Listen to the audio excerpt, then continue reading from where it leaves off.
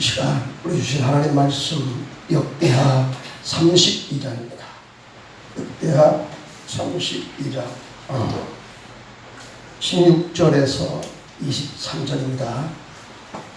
제가 성경은 구약 701쪽이 되겠습니다.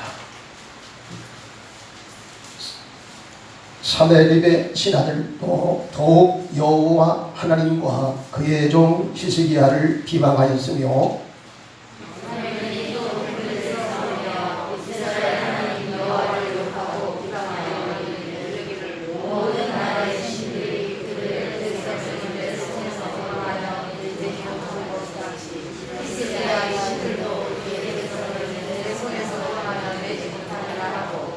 사네립의 신하가 유다 방언으로 크게 소리질러 예루살렘 성 위에 있는 백성을 놀라게 하고 괴롭게 하여 그 성을 점령하려 하였는데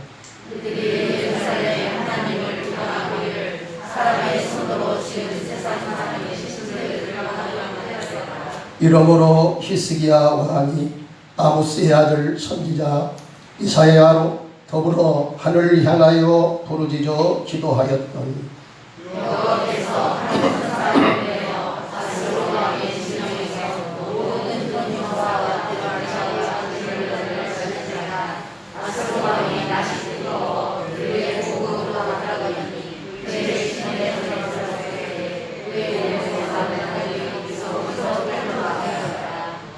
이와 같이 여호와께서 히스기야와 예루살렘 주민을 아수르 왕 사네립의 손과 모든 적국의 손에서 구원하여 내사 사면으로 보호하심에 여러 사람이 예물을 가지고 예루살렘에 와서 여호와께 드리고 또 보물을 유다 왕 히스기야에게 드린지라. 이후부터 히스기야가 모든 나라의 눈에 존귀하게 되었더라. 아멘. 우리 주님의 말씀이십니다. 이 시간 우리 하나님의 풍성하신 은혜가 우리 모두에게 함께 하시기를 주님의 이름으로 축복합니다. 올해는 6.25가 발발한 지 70주년이 되는 해입니다. 근세기 우리 한국 민족사에서 가장 아픈 상처를 많이 남긴 전쟁이었습니다. 1950년 6월 25일 일요일 새벽 4시 북한 공산당의 기습 남침 공격으로 시작된 이 전쟁은 휴전을 하기까지 막 3년 1개월 2일 동안 피비린내 나는 참혹한 전쟁을 치른 것입니다. 이 전쟁으로 인명피해 현황을 살펴보면 우리 국군은 13만 8천 명이 죽었고 부상자는 45만 명, 실종 포함 60만 명, 민간인은 100만 명이 죽거나 포로로 끌려갔든지 실종이 되었습니다. 이에 반해서 북한군의 피해는 더욱더 큽니다. 65만 명이 죽거나 실종되었고 민간인은 약 110만 명이 희생이 된 것입니다. 여기에 유엔군은 37,902명의 사상자를 낸 끔찍한 그런 전쟁이었습니다. 남침을 감행한 북한의 김일성 집단은 미리서 치밀한 적화 야육의 계획에 따라 불과 며칠 만에 전 남한을 집어삼키려 했는데 그것이 뜻대로 되지 않아서 통안에 눈물을 흘렸다는 것입니다. 만일 그 당시 어떤 외부의 도움이나 개입이 없었더라면 실제로 우리 자유대한민국은 김일성의 야웃대로 완전 적화 통일이 되어서 역사 속으로 사라질 뻔했습니다. 참으로 아찔한 순간이 아닐 수가 없었습니다. 그 아찔했던 우리의 한반도 운명이 바뀔 뻔한 사건이 여러 번의 문제들이 있었는데 그중에 큰 사건이 2번에 걸쳐서 있었습니다. 첫 번째 얘기는 전쟁이 발발한 지 불과 10여일 만에 낙동강까지 밀려서 우리나라가 북한의 정권의 수중에 거의 넘어갈 뻔한 이런 상황을 맞이한 것입니다. 둘째 위기는 인천 상륙작전의 승리의 기세로 국군과 유엔군이 북한의 임시 수도인 강계로 진군하다가 갑작스럽게 인해 전술로 침공에 들어오는 중국군의 개입으로 완전히 포위가 되어서 섬멸의 위기에 내몰린 적이 있었습니다. 만일 그때 거기서 그들의 포위가 되든지 다 죽었더라면 미국은 그 순간에 두 손을 들어서 버렸을 것이고, 그래서 그 전쟁은 이제 끝나는 전쟁으로 그렇게 기록될 뻔 않았습니다. 얼마나 상황이 위중하고 급했든지 이 당시에 극비 문서가 발견됐는데, 남태평양 서사무 그 섬 두 개에 한국 사람과 군인을 포함해서 38만 명을 이주시켜 뉴코리아를 만들려고까지 했다는 것입니다. 얼마나 절박했으면 이런 비밀 계획을 세웠겠습니까? 만일 그 위기의 순간에 역사의 섭리자 하나님의 개입이 없었다면 우리나라는 완전히 역사 속으로 사라질 뻔한 정말로 아찔한 순간이 아닐 수가 없었습니다. 저는 이것을 전적인 하나님의 간섭이요 하나님의 도우심이라고 말씀을 드리고 싶습니다. 그 이유는 만일 그 상황에서 하나님이 개입하지 않으셨다고 한다면 도저히 그 어떤 것으로서는 그 위기 극복을 설명해 낼 수가 없다는 것입니다. 또한 그때의 역사의 기록을 살펴보니까 그래서 하나님이 도우심이었구나 라는 확신을 갖게 한 것입니다. 그러면 어떻게 해서 이런 하나님의 기적적인 개입이 가능하게 되었을까요? 그리고 그렇게 하나님이 개입하시는 이유는 무엇일까요? 이 사실 본문에 나타난 히스기야 시대 때에 남유대가 아수르 침공을 받을 때의 상황을 비교하면서 우리가 피차간의 은혜를 나누기를 원합니다. 첫째로 생각해 볼 것은 남유대가 아수르의 공격을 받고 풍전도가의 위기에서 대승리를 거두게 되었다는 사실입니다. 남유대 제13대 히스기야 왕 시대에 아수르 왕 사네립이 공격을 받고 유대의 예루살렘 성은 완전히 포위되었고 그들로부터 온갖 욕설과 영역적인 그런 말을 들어야만 했던 것입니다. 마치 우리나라가 병자호란 때에 인조가 남한산성에서 청태종에게 무릎을 꿇고 통 아래 눈물을 흘리며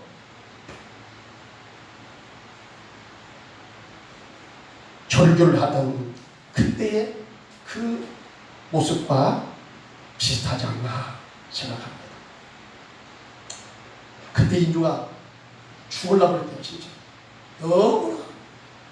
너무나 원통하고 너무나 수모를 당해가지고 차라리 죽어버렸으면 좋겠다 이런 고백을 했던 것이에요. 이런 수모를 당하는데도 왕과 온 백성은 뾰족한 대책이 없이 그대로 당하고만 있었던 것입니다. 바로 이때에 히스기야 왕은 이스라엘의 하나님 여호와를 생각한 것입니다. 그래서 그는 당시에 선지자 이사야와 함께 무엇을 합니까? 여기 20절 우리 다시 한번 읽어보겠습니다. 20절 다같이 시작. 이러므로 히스기야 왕이 아모스의 아들 선지자 이사야와 더불어 하늘을 향하여 부르짖어 뭐 했어요? 부시적 기도했어요. 어떻게 다른 방법이 없어요.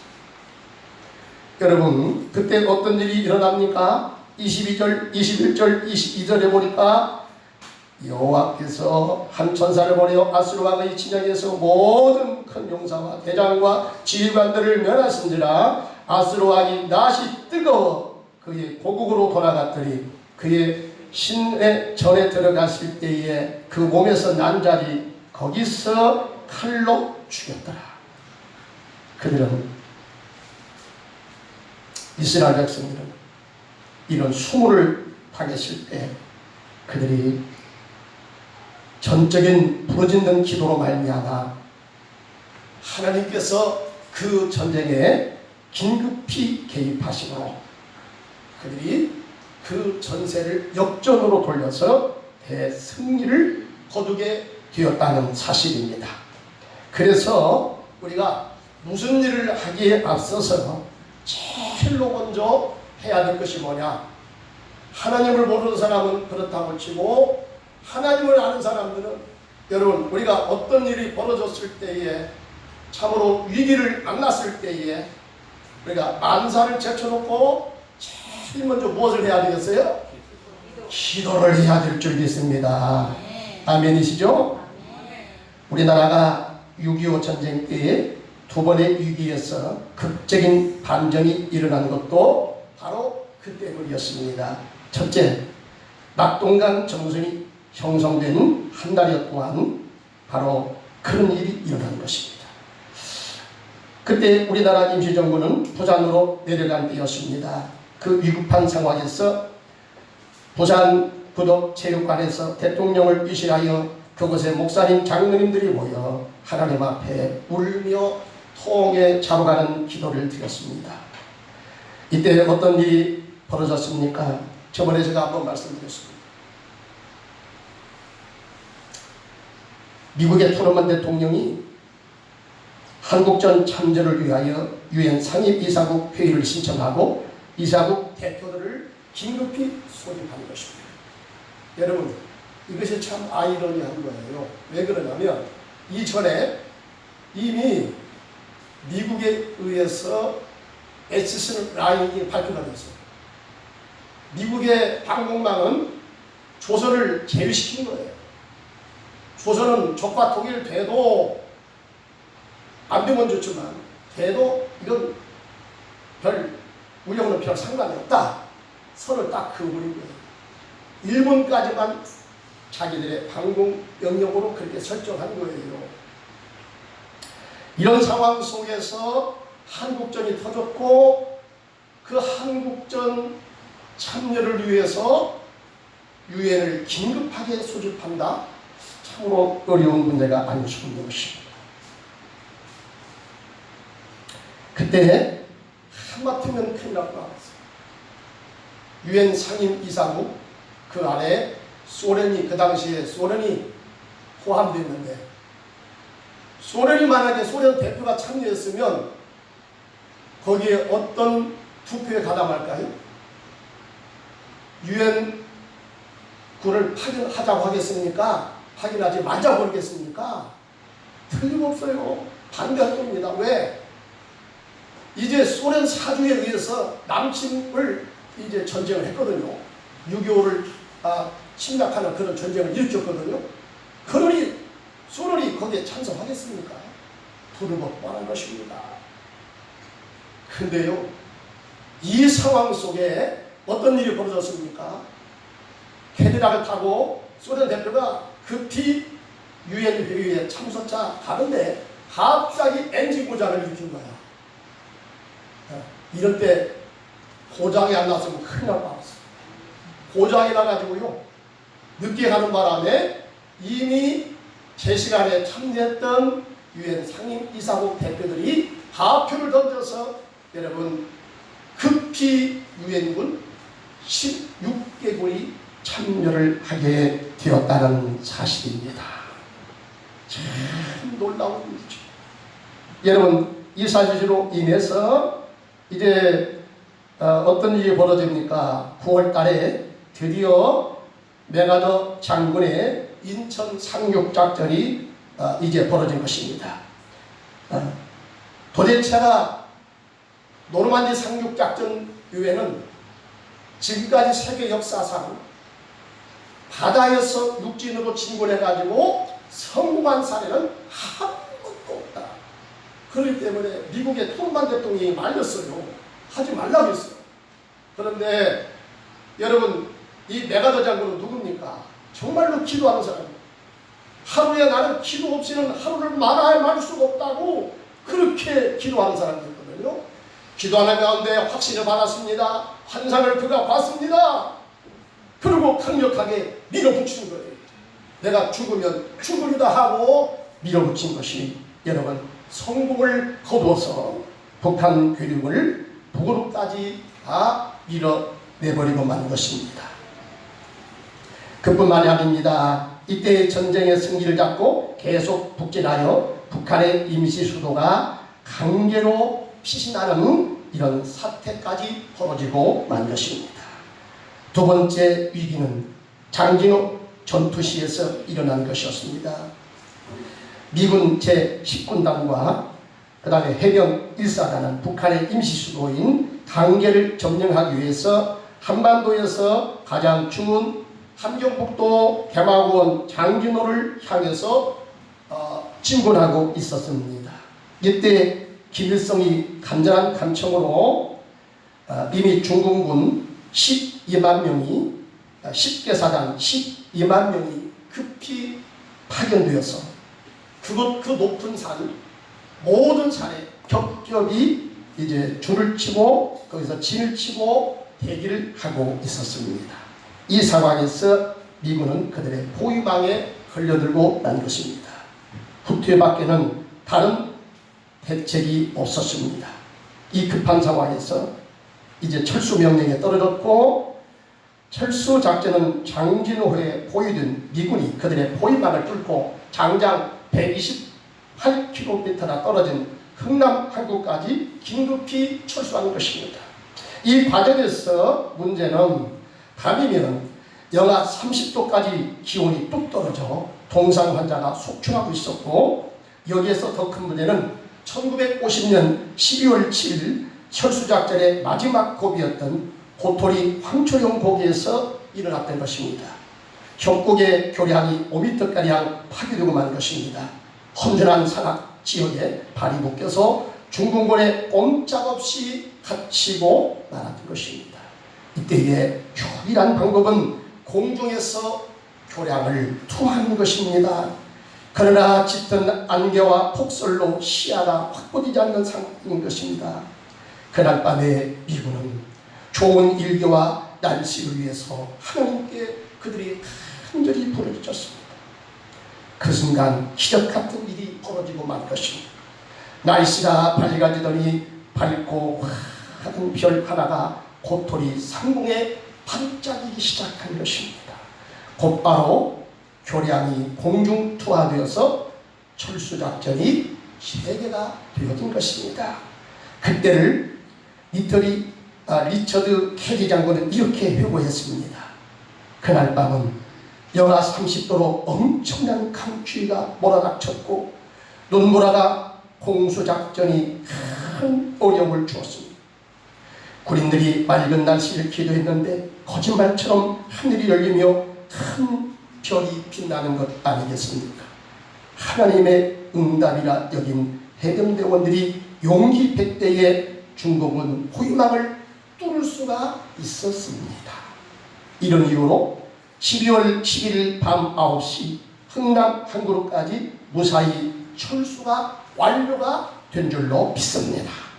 이렇게 하나님이 개입하셔서 놀라운 일이 일어나게 된 기적의 배후에는 성도들의 무엇이 있었습니까? 기도가 있었습니다. 기도도 보통 기도가 아니었습니다. 어떤 기도예요? 부르짖는 기도입니다. 애타게 부르짖는 기도입니다. 창자를 끌어내는 것처럼 간절히 하나님 앞에 부르짖었습니다. 그러니 우리가 어려움 당할 때 우선적으로 해야 될 일이 무엇인가? 바로 기도라는 사실입니다, 여러분. 네. 그러기에 우리도 나라 위해서 충성하는 길이 무엇이냐? 여러 가지가 있겠죠. 나름 자기 생활 전선에서 열심히 살아가는 것도 여러분 애국을 하는 것이겠고, 또 나라의 세금을 열심히 잘 내주는 것도 애국하는 길이겠고, 여기에 우리 믿는 사람들이 여러분 나라를 위해서 충성할 수 있는 애국할 수 있는 또 다른 일이 무엇입니까? 그것은 바로 기도인 줄로 믿습니다. 이것보다 더 중요한 것이 무엇이겠습니까? 그러므로 여러분 우리도 기도합시다. 나라 위해서 기도합시다.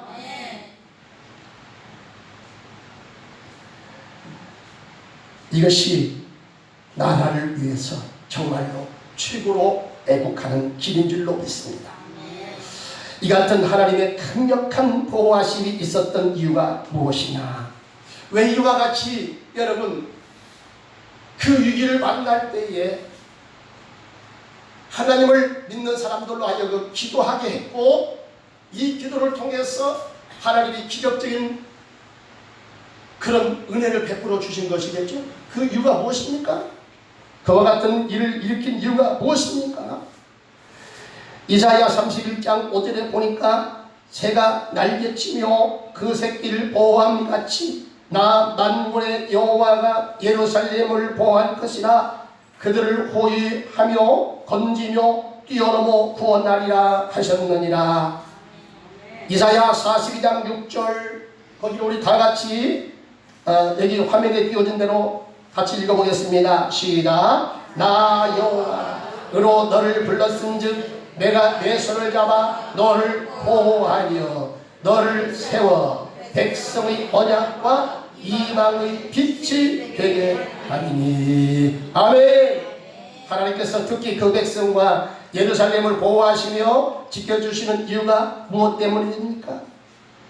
그 백성들은 하나님의 언약의 백성이요 사명이 있는 백성이기 때문입니다. 예뻐서 그런 게 아니에요. 뭐가 하나님 마음에 이제 그들이 눈에 띄게 잘한 것이 있어서 그런 게 아니에요. 바로 그들을 향하신 하나님의 뜻, 사명이 있었기 때문이었다 하는 것입니다. 열방을 말씀의 빛으로 비춰 그들을 깨우치고 그들을 구원하러 인도하는, 전도하는 사명, 선교하는 사명인 줄 믿습니다. 열방을 말씀의 빛으로 비춰 그들을 깨우는 전도의 사명. 그래서 에스겔 선지자는 이렇게 말합니다. 하나님이 세상을 새롭게 하시는데 예루살렘 성전 문지방에서부터 물이 숨어나와 그 물이 동방으로 흘러가는 그런 환상을 보고 그렇게 하나님 말씀을 선포했습니다. 또 시편 기자도 오늘 우리가 찬송을 보는, 찬양을 보는 오라 우리가 여호와의 산에 올라, 이사야의 글이죠. 하나님의 전에 이르자 주님의 터를 배우고 주님의 길로 행하리. 이는 열방이 지원해서 나오고 주의 말씀은 예루살렘에서. 그리고 예수님께서 여러분 부활하신 다음에 제자들에게 미션을 주어요. 미션을 주면서 이렇게 말씀합니다. 이제 위로부터 성령이 임할 텐데, 보혜사 성령, 진리의 영, 능력의 영이 임할 텐데, 너희가 이 영을 받고 성령을 받고 예루살렘과 유다와 사마리아와 땅끝까지 이르러 내 증인이 되어라. 할렐루야. 네. 여러분 처음에 율법이 어디서부터 시작돼요? 예루살렘에서부터 시작. 그렇기 때문에 아무리 핍박이 있어도 예수님의 사도들은 예루살렘을 그들이 고수하는 거예요. 이유가 있어요. 이 복음은 예루살렘으로부터 온 세상으로 퍼져간다. 구약 성경에 예언의 말씀이 있었기 때문인 것입니다. 여러분 놀라운 것은 이 물이 닿는 곳마다 성전 문지방에서, 예루살렘 있는 성전 문지방에서부터 물이 수고져 나오는데 이 물이 동방으로 사방으로 흘러갑니다. 동방으로 가더니 나중에 사방으로 흘러갑니다. 놀라운 것은 이 물이 닿는 곳마다 여러분 썩은 물이 다시 새롭게 살아납니다. 생수로 바뀌어집니다. 바다가 여러분 이 좋은 물로 바뀌어지는 거예요. 그랬더니 옛날에는 그 썩은 물 속에 고기들이 살 수가 없었는데 여러분 고기들이 구물구물한 거예요. 많은 물고기들이 그곳에 살게 되는 살기 좋은 바다로 바뀌어지게 된 것입니다. 하나님 말씀 구원의 생수가 들어가는 심령마다 그런 나라마다 다시 살아나는 놀라운 구원의 역사가 일어난 것입니다. 복음이 들어가는 가정이 다시 살아납니다. 그 심령이 다시 소생함을 입습니다. 실패한 인생이 성공으로 다시 바뀌어지는 위대한 역사가 일어납니다. 그래서 히스기야 시대에 예루살렘이 위기에 빠졌을 때에 하나님은 그들을 그 위기에서 살리는 것입니다. 왜? 이 예루살렘이 하나님의 비전이 거기에 있고 하나님의 뜻이 거기에 있고 이 예루살렘을 통해서 천하만국에게 복음을 전해서 하나님의 역사를 구원의 역사를 만방에 펼쳐야 되기 때문에 사명 있는 곳이기 때문에 하나님의 이름을 둔 여호와의 성전을 참으로 하나님께서 귀하게 여기시기 때문에 그 위기 속에서 하나님은 예루살렘을 지켜준 줄로 믿습니다. 우리나라가 6.25 전쟁 시에 매우 불리한 상황이 있었지만 하나님이 그 위기의 순간에 개입하셔서 우리를 다시 살려주신 것도 마찬가지입니다. 여러분, 우리가 사명이 있는 백성이기 때문입니다. 북한이 공사가 되기 전에 평양은 동방의 예루살렘이라고 이렇게 불리워졌습니다. 그러나 공사가 되는 바람에 그들이 대거 남한에 내려오게 된 것입니다. 그러니 하나님은 당신의 백성이 있는 남한 땅을 대단히 소중히 여길 수밖에 없었습니다. 그래서 하나님은 그들이 거하는 대한민국을 자신의 눈동자처럼 지켜주신 것입니다. 그 결과 여러분 우리나라가 어떻게 되었습니까? 그 위기에서 다시 살아나는 이런 놀라운 구원의 역사가 일어나게 된 것입니다. 우리나라는 전쟁의 상처를 입고 일어서서 현재의 세계의 무역 10위권에 들어가게 되었고 국민 1인당 3만 달러 시내가 도래한 것입니다. 필리핀에서요 6.25 때 참전했던 그 군인 중에서 라모스 대통령이 있죠. 라모스 대통령이 여러분 그때 김영삼 대통령입니까? 초청으로 한국에 왔어요. 그 당시에 그 사람이 중위 계급장을 달고 한국전에 참여합니다. 그때 그 모습은 너무나 처참해요. 이거리 저거리에서 호아들이 눈물을 흘려나요. 통을 다 잃어버렸어요. 집체들이 다 끊었어요. 어디를 보든지 간에 성한 데가 없어. 완전히 나라는 쑥대마시고 그런 처참한 광경을 보고 돌아갔던 이 라모스가 한국이 잘 뛰었다. 그래서 한국 대통령이 초청을 해서 한국으로 와보니까 30여 년 후에 한국의 모습은 완전히 극에서 극으로 바뀌어지는 그런 역사가 일어나는 거예요. 깜짝 놀라버렸습니다. 너무나 충격을 받아버렸습니다. 그래서 자기 나라보다 그 당시에는 필리핀이 우리보다 한참 더 잘 살았지만 30년이 지난 다음에 한국의 국력은 굉장히 상승.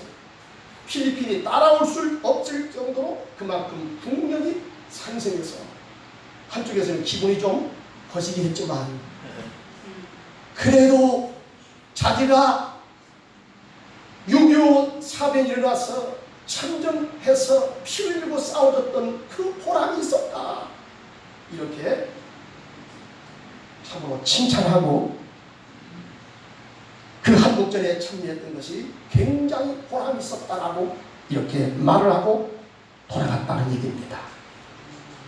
여러분, 하나님이 우리나라를 세계적으로 여러 가지 면에서 지금 계속 띄워주고 있어요.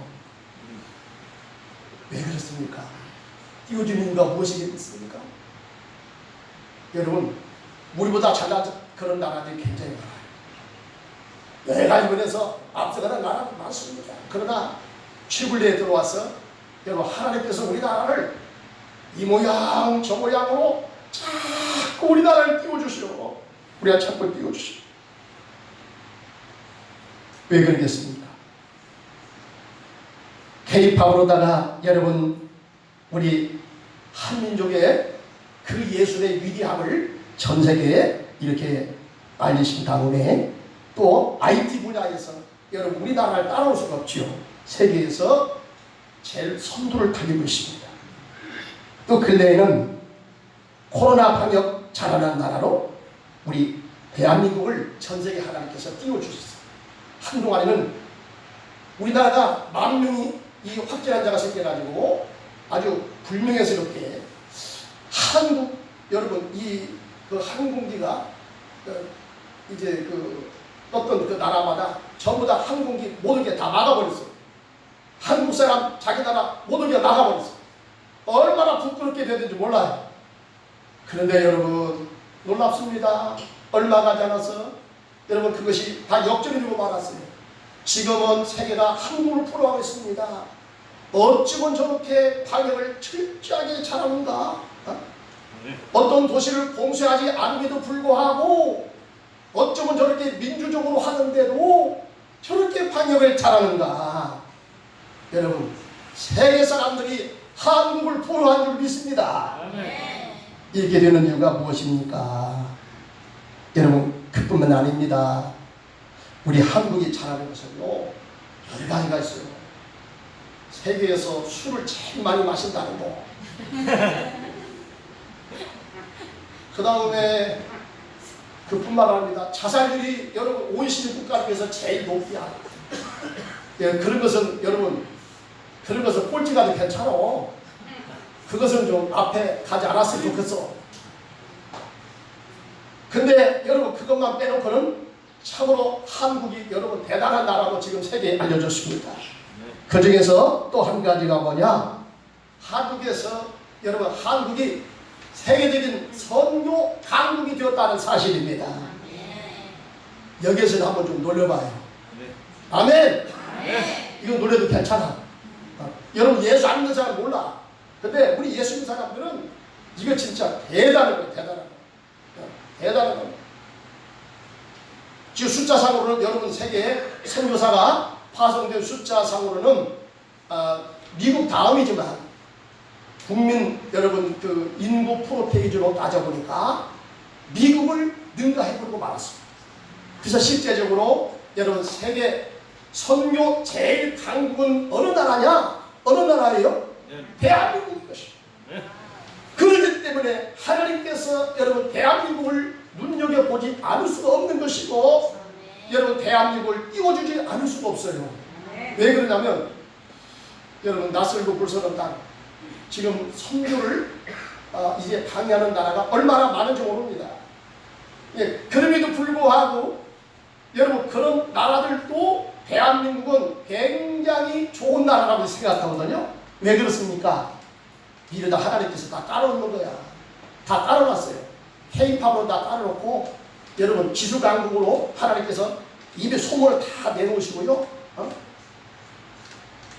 방역을 세계에서 제일로 잘하는 그런 나라로 소문을 널리 내주시고 그 다음에 선교사가 들어가니까 여러분, 처음에는 선교사가 들어온다고 하니까 반응이 시큰둥하고 들은 척도 않고 아무리 무슨 말을 해도 들은 신용도 않고 그러더니 한국에서 왔습니다.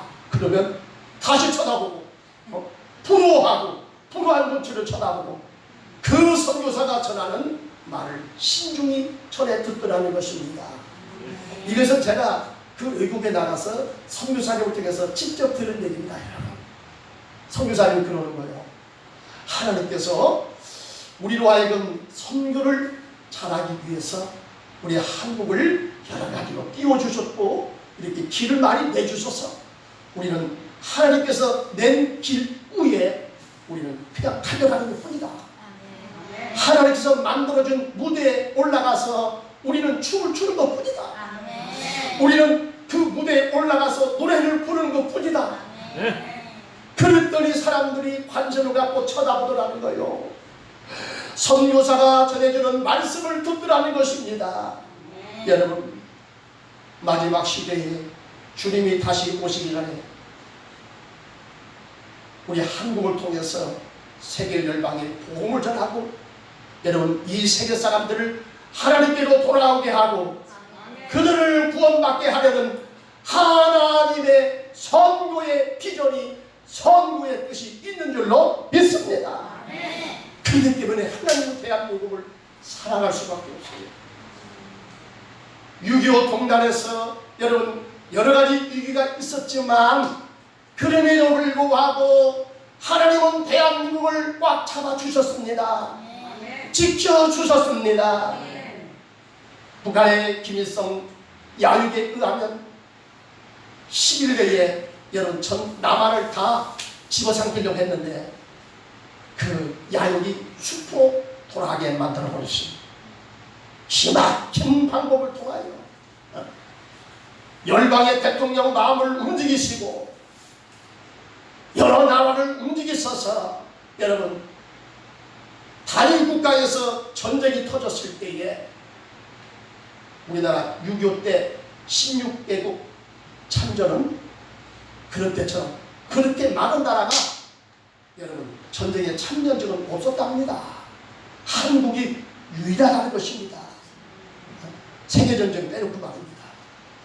여러분 이것이 그저 우연하게 된 것인 줄 아십니까? 아닙니다. 하나님의 뜻이 있음을 믿습니다. 아멘. 우리나라 애국가는 참 잘 졌어요. 안 읽겠습니다.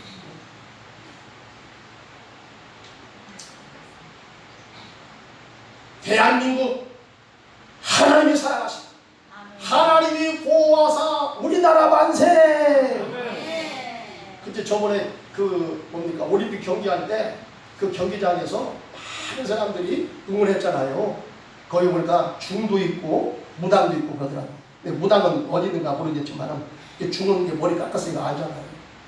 그래서 이 애국가 부를 때 어떻게 부르는가, 하나님이 보호하사 할 때 어떻게 부르는가 했더니 그냥 중시도 서가지고 하나님이 보호하사 이렇게 노래를 부르는 거야. 그래 하나님이 기뻐할 수밖에 없어. 어쨌든 간에 여러분 그런데 자꾸 노래를 부르지.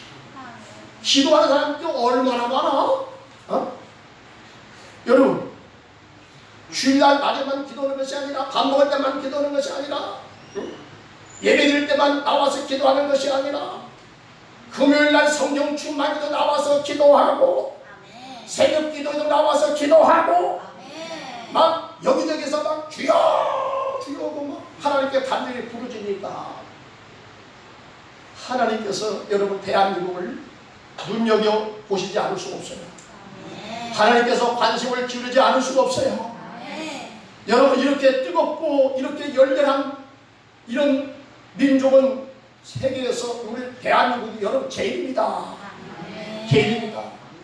그렇기 때문에 이 짧은 선교 역사 속에서 여러분 이렇게 많은 신자들이 일어났고 예수를 믿어도 보통 열렬하게 예수 믿습니까?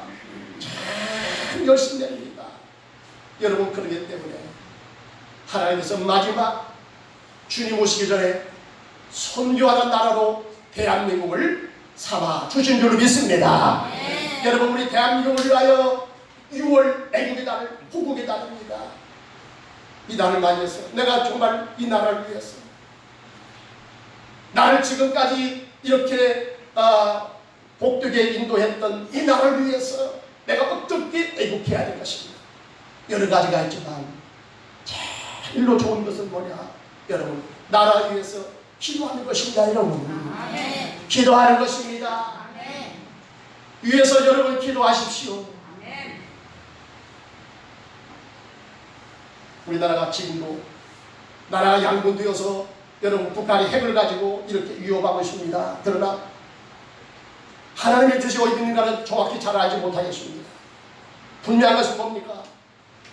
하나님께서 지켜주는 한 여러분 북한이 아무리 핵을 가지고 위협해도 여러분 이것을 하나님께서 다 아무것도 아닌 휴지 조각으로 만들어 버릴 수가 있다는 사실입니다.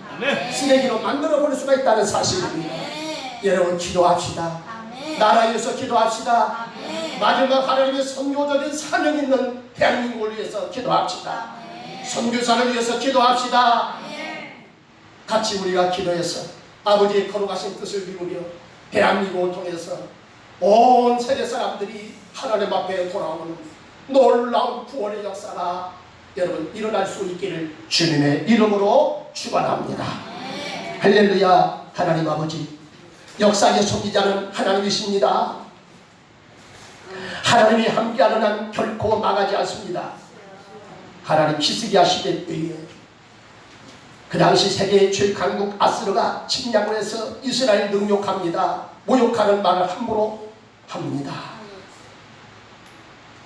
어찌할 도리를 찾지 못하고 망연자실한 가운데 그들은 여호와 하나님을 생각합니다.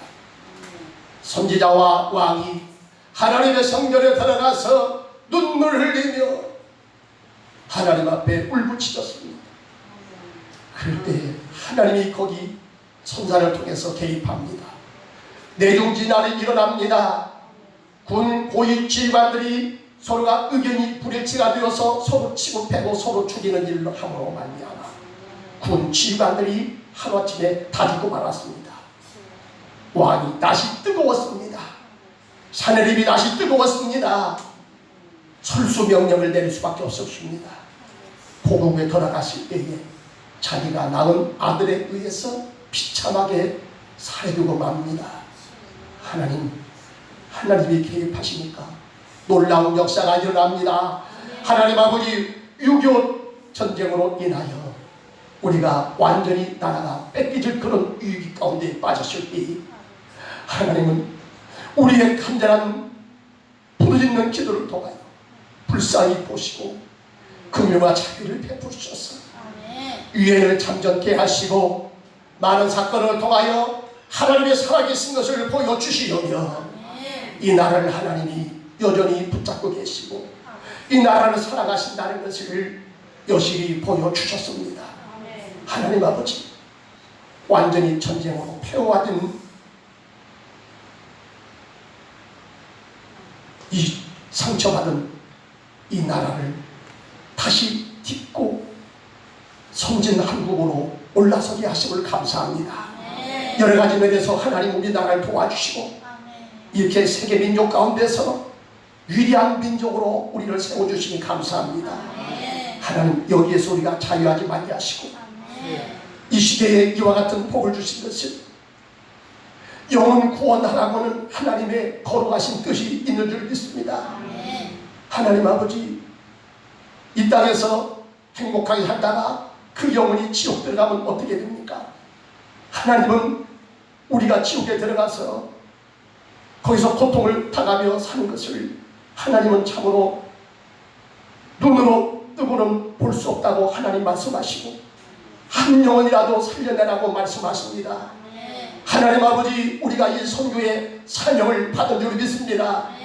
하나님 아버지, 이 하나님의 뜻을 잊지 말게 하여 주옵소서.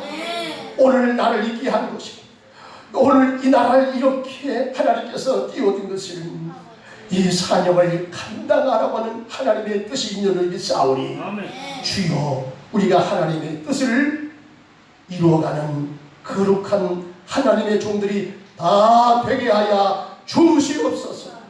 우리 주 예수 그리스도 이름으로 간절히 기도드리옵나이다. 아멘.